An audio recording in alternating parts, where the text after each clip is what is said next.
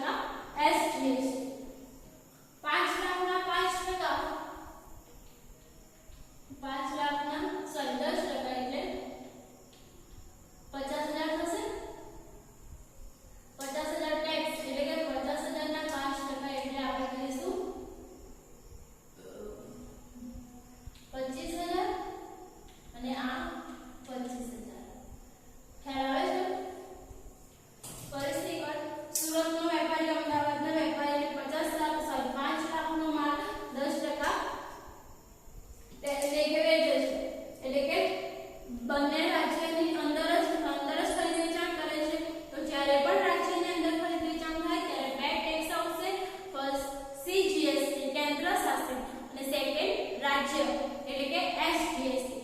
તો જ્યારે જેટલા પણ ટકા ટેક્સ આપ્યો હોય તેને અડધા અડધા કરી નાખવાના. જેમ કે અહીંયા 10 હતા તો આપણે બેને 5 5 કરી નાખ્યા. એ જ રીતે 12% હોય તો 6 થઈ જશે. ઓકે, ચલો એ જ રીતે આપણે આઈજીએસટી પણ જોઈ લઈએ. તો બીજું એક ઉદાહરણ લઈએ આપણે કે સુરતનો વેપારી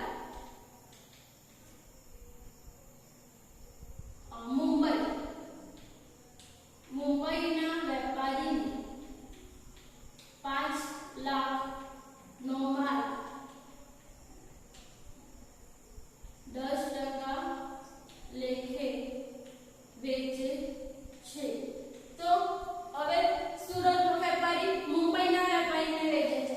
તો સુરત એ ગુજરાતમાં, જ્યારે મુંબઈ એ ગુજરાતમાં નહીં આવે, એટલે ગુજરાતની બહારનું રાજ્ય મહારાષ્ટ્ર અલગ રાજ્ય થઈ ગયું આખું, બરાબર.